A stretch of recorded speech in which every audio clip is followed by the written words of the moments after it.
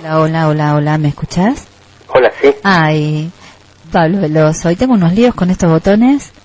No, pero estuve escuchando la entrevista y con Adama y la verdad muy buena, muy buena. Sí, yo quedé todavía un poco conmovida. Es que es una realidad muy fuerte, sí. Sí, estoy así con esa angustia inevitable. El otro día, Perdón, me voy si a me toser. permitís este comentario, hablábamos con las alumnas en la clase de yoga y me preguntaban acerca de Maya, de la ilusión, y yo les contaba que bueno, que la ilusión implica el que el sabio, el que conoce la ilusión que la mente crea, es decir, la ilusión de que existe la mesa, la silla, y a partir de ahí la buena mesa, la mala mesa, la mesa apropiada, inapropiada, y va creando todas esas diferencias. Cuando el sabio comprende eso, lo entiende como justamente como una ilusión, en el sentido de la raíz latina de la palabra ilusión, que es ludere, que es jugar. Entonces uno aprende que la realidad es una realidad que uno crea simplemente, que uno se inventa. Entonces el sabio ya no se la toma en serio. Entonces me decían, bueno, entonces te vuelves insensible porque todo te da igual, todo te parece igual. Y le digo, no, porque el ser humano es como si tuviera dos aspectos conviviendo dentro suyo. Uno es el aspecto humano, justamente, y el otro es el aspecto trascendente.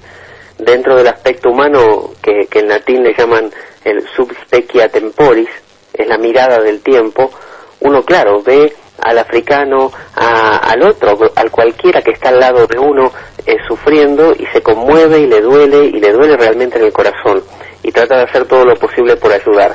Pero al mismo tiempo, el sabio tiene la visión que se le dice subspecia aeternitatis, es con la visión de la eternidad, que es lo que don Juan de Castaneda, una vez, este brujo yaqui, estaba con Carlos Castaneda en un parque, estaban sentados en un banco del parque charlando, y de repente vieron gente remolinada en un sector del parque, y se acercaron a ver y vieron que era un mendigo que se estaba muriendo.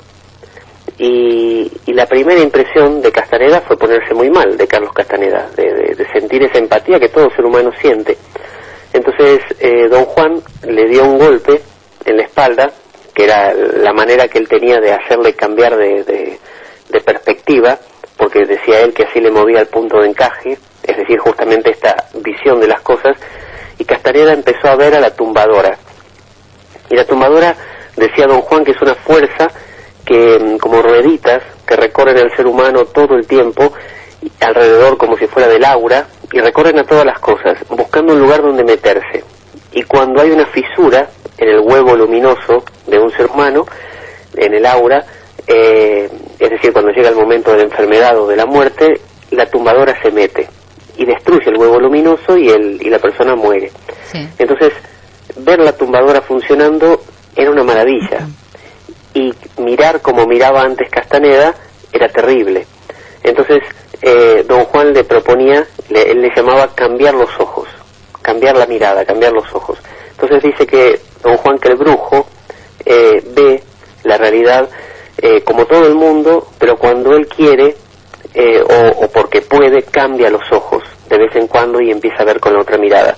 Entonces sí duele y mucho ver gente que sufre, así como cuando uno sufre otras personas se conmueven, pero también uno cuando lo ve con ojos más trascendentes lo redefine y ya no crea ese dolor, sino hasta inclusive una cierta sensación de asombrosa maravilla. Sí, pero eso está muy bien, pero ¿sabes qué siento en este momento? A ver si me puedes ayudar.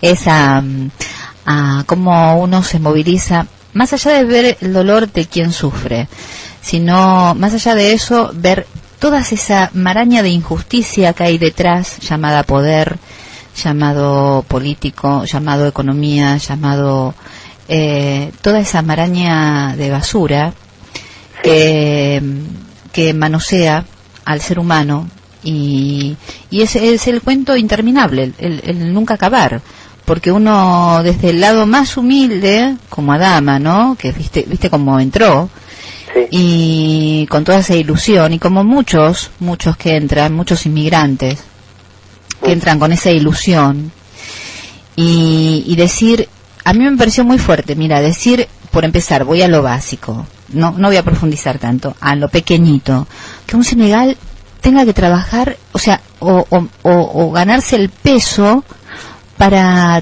llevarlo a su familia, viste, que no tiene, bueno, nosotros también lo sabemos, todos los inmigrantes, ¿no? Y detrás de eso, tanta basura, que es inevitable, que es tan grande, tan inmenso, que es tan imposible de hacer algo, porque el más humilde va a ayudar al que necesita, pero o la gente se compadece, o uno se compadece ante el dolor, ¿no?, del otro, de quien sufre. Pero estamos hablando de otra cosa, esa cosa que no se acaba y no se va a acabar nunca. Es que no se va a acabar nunca, porque eso no es que está con el ser humano, es el ser humano.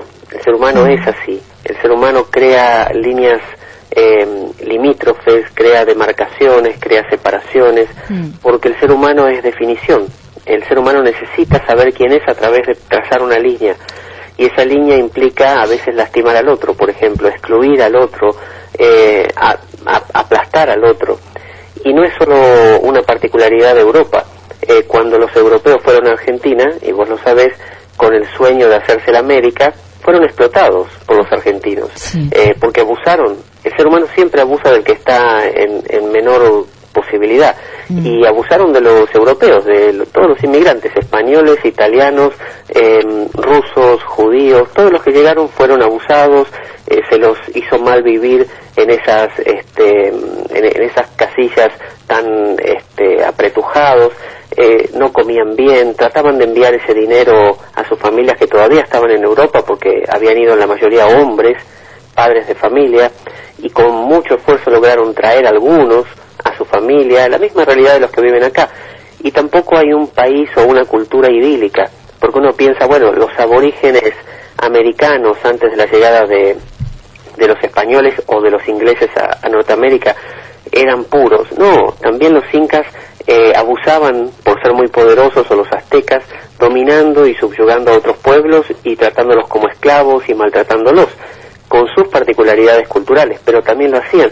Y los africanos también tienen sus tribus, están los zulus, que también inician guerras contra otros, simplemente a veces por conquistar territorio, quizás con una mente distinta, abierta en otros sentidos y cerradas en otros, distinta a los europeos, pero los europeos también a su modo tienen otras miras abiertas y cerradas en otros sentidos, o sea que no creo que haya una cultura mejor que la otra. Habrá culturas más invasivas, más activas, más lo que uno quiera, pero el ser humano es ser humano en todas partes. Sí. Qué mundo, fíjate, ¿no? Qué mundo nos toca. Yo, viste, siempre digo lo mismo. Ese es un mundo, es una cuestión que no termina nunca. No tiene final. Fíjate si no, la película está La Ola. Sí. La que se hace el experimento de los chicos alemanes en el colegio, que se les pregunta si creían que el nazismo podía regresar, y ellos dijeron que no, que para nada, que era una etapa superada, y el profesor los fue incitando a desarrollar distinciones grupales, a ponerse insignias, a identificarse con el grupo, a ponerse un nombre, a defenderse mutuamente, y cuando quisieron acordar, acabaron hasta matando a otro chico, y hacían actos de vandalismo como los skinhead, porque se habían vuelto más nazis que los nazis. Y también la película El Experimento, que la versión original es alemana, pero hay otra versión que hicieron hollywoodense con el actor Adrian Brody, que contrataban o convocaban, pagándoles a unos voluntarios que aceptaban meterse en una cárcel vacía, y algunos por sorteo se les designaba como guardias y a otros por sorteo como presos. Y al principio, y se suponía que tenía que tener eso su propia dinámica, los dejaban solos. Al principio los presos, los que les tocó ser presos, hablaban con los guardias, se reían, el guardia les decía, bueno, ahora tienes que salir en silencio, y el otro, jajaja, bueno, te tocó ser guardia. Eso fue los primeros días. Después los guardias empezaron a sentir el gusto del poder, y empezaron a ejercer un poder cada vez más brutal, y terminaron también matando a uno. a palazos.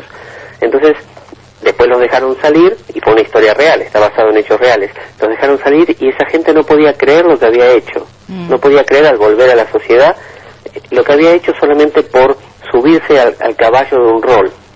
Así que el ser humano basta con que se le dé la posibilidad y sigue haciendo esto de trazar líneas y demarcaciones y nosotros y los otros, y nosotros tenemos que dominar a los otros antes de que los otros nos dominen a nosotros, y así estamos, así somos. Bueno, ¿cómo paso ahora a hablar de Ayurveda? Eso. La tengo difícil. Pero bueno, es lo que es lo que es. Vamos a cambiar un poco el ambiente y vamos a hablar de la medicina ayurvédica.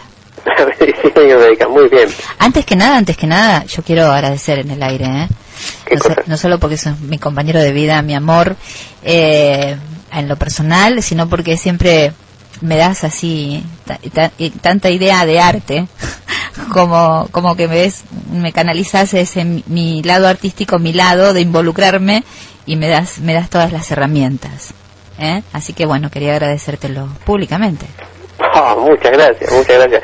Supongo que eso es algo que todos los seres humanos hacemos entre nosotros también, porque el ser humano, así como los simios, es curioso. No todos, no todos. Bueno, algunos menos, otros más, pero lo tenemos todos dentro, así que supongo que todos tenemos esas ganas de aprender, y donde vemos el huequito, la oportunidad, tomamos lo que el otro dijo, hizo o pareció decir, y bueno, de ahí construimos algo.